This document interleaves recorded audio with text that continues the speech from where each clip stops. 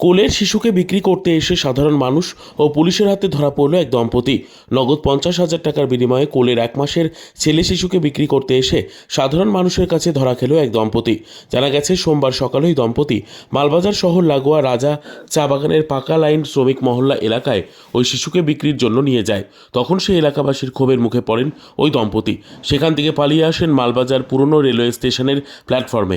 তাদের পিছু নিয়ে শ্রমিক মহল্লার লোকজন রেলওয়ে স্টেশন এলাকায় চলে আসেন এবং সেখানকার মানুষজনদের জানান সেই দম্পতির বাচ্চা বিক্রির উদ্দেশ্য নিয়ে এসেছে। ঘটনার খবর চাউর হতেই সেই দম্পতিকে ঘিরে ধরে দৈনন্দিন বাজারের ব্যবসায়ী এবং সাধারণ মানুষ। তাদেরকে ঘিরে জিজ্ঞাসাবাদ করতে বেরিয়ে আসে যে দম্পতির নাম রাজেশ মিশ্রা ও অনিতা ওরাও। যদিও অনিতা ওরাওয়ের আধার কার্ডে তার স্বামীর নাম ভিন্ন রয়েছে। রাজেশ মিশ্রা বানারহাট এর কারবালা বাগানের বাসিন্দা এবং অনিতা ওরাও বানারহাটের দেবপাড়া চা বাগানের বাসিন্দা। তাদের কথায় অনেক অসঙ্গতি ধরা পড়ে।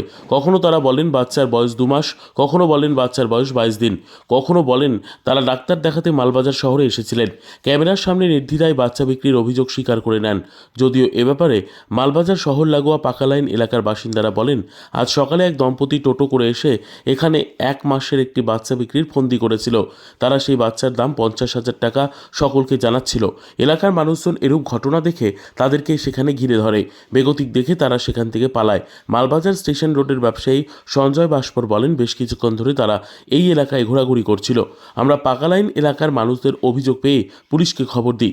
ঘটনার খবর পেয়ে ঘটনাস্থলে উপস্থিত হন মালবাজার থানার পুলিশ। এরপর দ্বন্দ্ব বাধে কারা সেই এলাকা থেকে সেই দম্পতিকে আটক করে নিয়ে যাবেন, রেলওয়ে পুলিশ না মালবাজার থানার সাধারণ মানুষ। বেশ কিছুক্ষণ চাপানোতরের পর শেষ পর্যন্ত মাল থানার পুলিশ তাদের আটক করে থানায় নিয়ে আসে। এই ঘটনায় রীতিমতন চাঞ্চল্য ছড়ায় মালবাজার দৈনন্দিন বাজার এলাকায়। তবে ওই দম্পতি আসলেও ওই শিশুর মাতাপিতা কিনা বা কী উদ্দেশ্যে তারা ওই শিশুকে বিক্রির চক্র সাজিয়েছিল তা খতিয়ে দেখছে মাল থানার পুলিশ। মনে হচ্ছে না বাচ্চা, ওদের তো নিজের বাচ্চা মনে হচ্ছে না। ও আপনারা মনে হচ্ছে কি বাইরে অন্য কারো বাচ্চা নিয়ে অন্য এসেছে? কারো বাচ্চা ওদের যদি শুনলাম যে পাকা লাইনে নিয়ে গেছিল বলে যে রাজা চা বাগানে পাকা লাইনে যদি নিয়ে গিয়ে থাকে তাহলে ওখানে বাইরে থেকে এসে অনেক লোকগুলো আছে, পেছনে গিয়ে চেক করতে পারেন। আচ্ছা আচ্ছা পাকা লাইনে না, পেছন দিকে বাগান আছে, তো মাঠ আছে একটা, মাঠের মধ্যে অনেক 8-10 জন বসে আছে। ওরা যদি হয়তো ওদের সাথে জড়িত থাকলে বলতে পারবে, তার থেকে তার বেশি কিছু বলতে পারে না। আর এদের যদি বাচ্চা হয় তাহলে ওই যে দিদিকে হসপিটালে নিয়ে গেলে বোঝা যাবে। বাচ্চাকে নিয়ে আসছিল, ওনারা পাকা লাইনে নিয়ে গেছিলো। ওনারা ডিমান্ড করছিল এই বাচ্চাটাকে বিক্রি করবে বলে 50,000 টাকা দাম রেখেছিল। ওখানকার পাকা লোকরা ওনাদেরকে তাড়িয়েছে। তাড়ানোর পর মালিক এসে বসলো।